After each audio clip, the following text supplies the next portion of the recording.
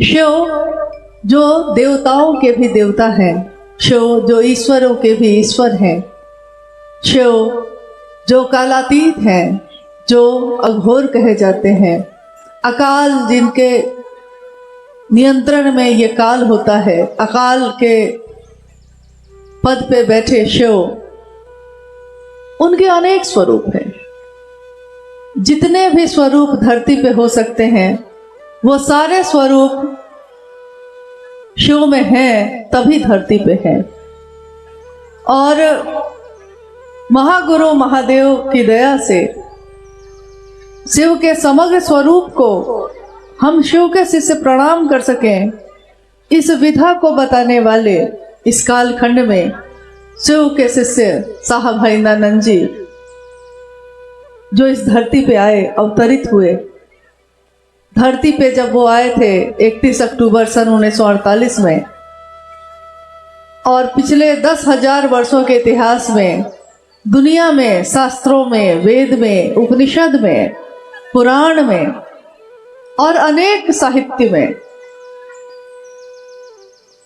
आज तक के जितनी भी सभ्यताएं जो लोगों को दिखाई दी, खुदाई में मिली या तस्वीरों के जरिए, चित्रकारी के जरिए जो लोगों ने देखी समझी, उसमें अति प्राचीन देवता शिव का जिक्र हर जगह पे है। परंतु शिव न तो किताबों के मोहताज हैं, ना शिव शास्त्रों के मोहताज हैं। शिव ज्ञान देते हैं तब शास्त्र आरेखित होते हैं, शिव का ज्ञान उतरता है तब साहित्य लिखे जाते हैं। इसलिए शास्त्र या किताबें तो राख का ढेर होती हैं, आग उसमें होती है जिसके लिए ये किताब लिखी गई, जिसने लिखी है।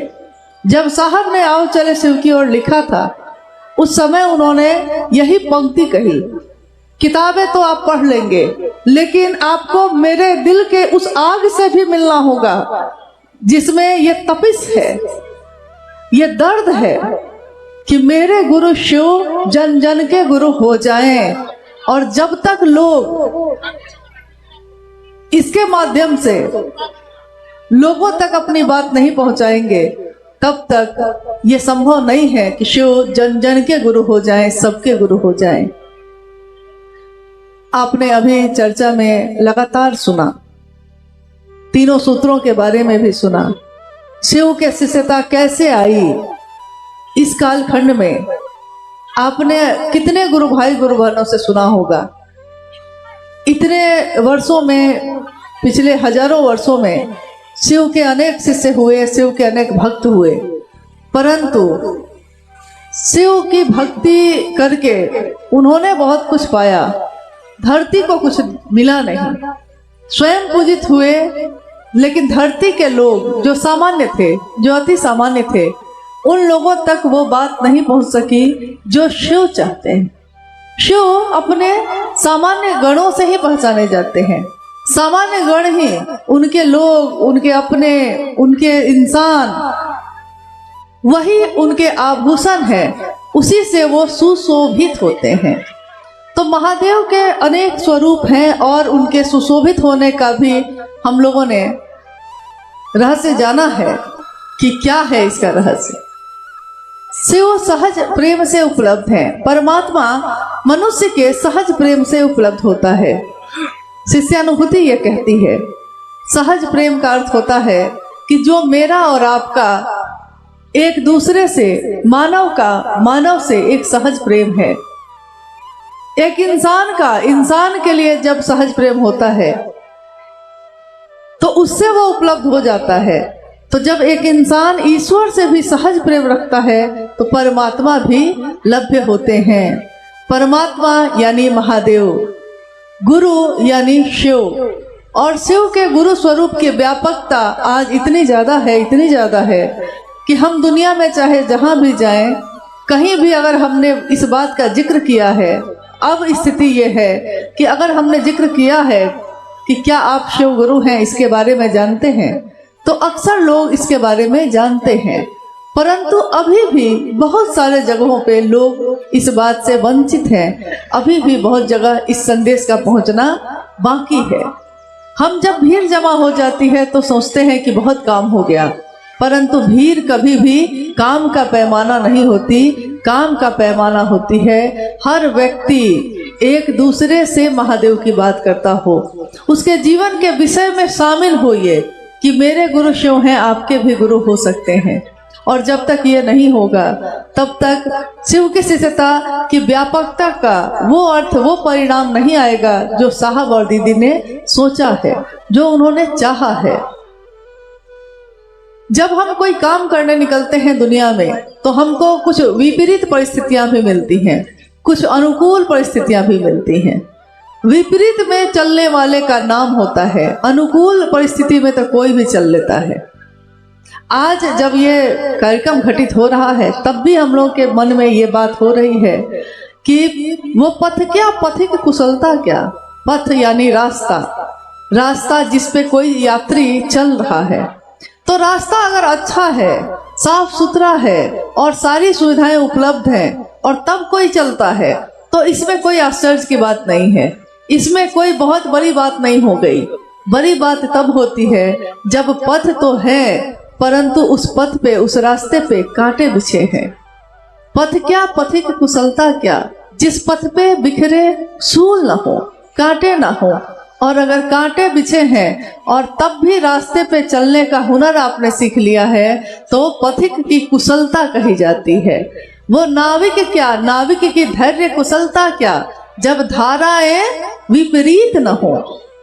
कोई नाविक अगर धारा के अनुकूल नाव चला लेता है तो कोई बड़ी बात नहीं है। बड़ी बात तब मानी जाती है जब धाराएं विपरीत हो और नाव को उसके अनुकूल बना के चलना पड़े।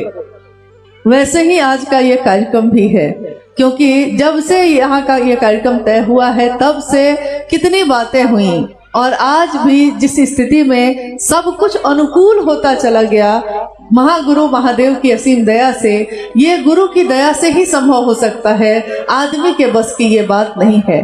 गुरु की दया इसलिए होती है कि कल जब हम लोग कोलकाता में उतरे थे तो कल तेज धूप थी, आसमान तीखी किरणों से भरा था। आसमान में तेज किरणें जो धूप के कारण गर्मी पैदा कर रही थी। और आज इस मैदान में पंडाल नहीं है तो देखिए धूप ने भी अपनी तपिश कम कर ली, बादल छा गए हैं। तो ये महादेव की असीम दया से ही संभव होता है। शिव इसी तरह, शिव भी जो समस्त शक्तियां जिनका प्रकटीकरण है, समस्त शक्तियों से जो शिव जाने जाते हैं, शिव आवेश रहित आवेश कहे जाते हैं। आवेश रहित आवेश का अर्थ होता है कि समस्त आवेश है, सारी ऊर्जा का अक्षय स्रोत है वो, परंतु शिव आवेश रहित आवेश पैदा करके आपके हमारे लिए इतना अनुकूल हो जाते हैं, इतना नीचे स्तर तक आते हैं ताकि हम इंसान जो शिव से इतने दूर हैं उनको छू सके, उनको महसूस कर सके। महादेव अगर अपनी समस्त शक्तियों के साथ आ रहेंगे तो शायद हम उनके इस चमक में, इस दमक में अपनी आंखें खोल भी न पाए। इन पांचों ज्ञानेंद्रियों से उस शिव का दर्शन नहीं हो सकता। शिव का दर्शन करना होगा तो हृदय के पट को खोलना पड़ता है। मन का भाव ही शिव को का दर्शन करा सकता है, कर्मकांड नहीं करा सकते, आडंबर नहीं करा सकता। और जितनी भी विधियां हैं जो ज्ञान और पूजा पाठ की मानी जाती हैं, लेकिन जब दर्शन करना होता है तो हम मंदिर की मूर्ति के सामने जाकर भी अपनी आंखों को बंद कर लेते हैं। क्यों बंद कर लेते हैं? क्या मूर्ति को देख के दर्शन नहीं हो रहा? होता है, परंतु उस मूर्ति में भी, उस पत्थर की मूर्ति में भी चैतन्य उतर जाता है। अगर मेरा हृदय व्याकुल होकर पुकारता है शिव को, अगर मेरी आंखें बंद हो और मेरा अंतर व्याकुल होकर पुकारता है शिव को, तो शिव का दर्शन होता है। इन बंद आंखों के अंदर होता है। खुली आंखों से जिसको हम नहीं देख पाते उनको अपने अंतर में देखते हैं। कहना है जो सब कुछ कह लो और अंतर पीरा धीरे से खोलो। शिव से जो चाहते हैं सो कह सकते हैं। अपने अंदर की पीरा को, अपने सुख को, अपने दुख को जो कहना चाहते हैं शिव को कह सकते हैं। शिव सबकी सुनते हैं। वो हमारे ऐसे शिव हैं जो बड़े करीब से गरीब की सुनते हैं, बहुत करीब से। मन, हमारा मन अगर सत्य गुरु का, अगर शिव के गुरु स्वरूप का सानिध्य लेगा, तो मेरा मन अगर शिव का सानिध्य लेता है तो शिव इस चैतन्य, इस चेतना और इस काया दोनों की चिकित्सा करते हैं। कोई डॉक्टर सिर्फ काया का, सिर्फ शरीर की चिकित्सा कर सकता है, परंतु शिव वैद्यनाथ के भी वैद्यनाथ हैं, महावैद्यनाथ। वो हमारे मन के भी चिकित्सक हैं। तो सिर्फ मन की ही नहीं, तन और मन दोनों की चिकित्सा शिव करते हैं। और हमारे गुरु स्वरूप के बारे में, जब शिव के गुरु स्वरूप के बारे में हम आप किसी को कहते हैं, वो पूछता है क्या करना होगा, तो हम लोग कहते हैं कि शिव को गुरु बना के ज्यादा कुछ नहीं करना है भैया, 3 सूत्र तो करना है। कहते हैं सूत्र क्या होते हैं, सूत्र का अर्थ क्या है? आपने देखा होगा कि हमारे छोटे छोटे बच्चे जब पढ़ाई करते हैं तो गणित में वो सूत्र यानी फॉर्मूला, उसी पे आधारित होकर अपने मैथ को, अपने गणित को बनाते हैं। अगर सूत्र पता है, फॉर्मूला पता है, तो उस पे कठिन से कठिन गणित भी उसी फॉर्मूला से, उसी सूत्र से हल किए जा सकते हैं। हमारे जीवन की जितनी आपाधापी है, हमारे जीवन की जितनी पीड़ा है, उस पीड़ा को भी अगर हम उस सूत्र में ढाल देते हैं, महादेव से दया मांगने में, महादेव की चर्चा कहने में और सुनने में, और महादेव को प्रणाम करने में, तो शिव मेरे मन की पीड़ा को हर लेते हैं। यूं ही शिव को नहीं कहा गया हर हर महादेव, यूं ही नहीं कहा गया है जागा जागा महादेव। शिव हमारे पीड़ा को हर लेते हैं और मेरे मन में अपने शिवत्व को जगाते हैं, जागृत कर देते हैं। इसीलिए हमने शिव को पुकारा है। महादेव के अनेक स्वरूप हैं और आपने शिव के जगत गुरु स्वरूप से अपना जुड़ाव किया है। हम सब जब शिष्य बन के चलते हैं, अपने हृदय में शिष्य का भाव लेकर चलते हैं, तो धरती के लोग कुछ और समझते हो या ना समझते हो, इतना जरूर समझने लगते हैं कि ये व्यक्ति शिव का तो है कहीं ना कहीं।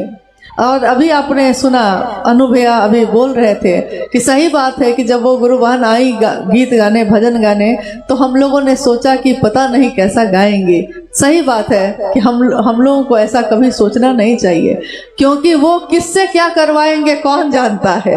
हम अहंकार में, अभिमान में सोचते हैं कि हम करेंगे, हम करेंगे, और महादेव ऐसे व्यक्ति को खड़ा करके अपना काम करवा लेते हैं जिसके बारे में आपने सोचा ही नहीं होगा कि वो करेगा भी ऐसा। तो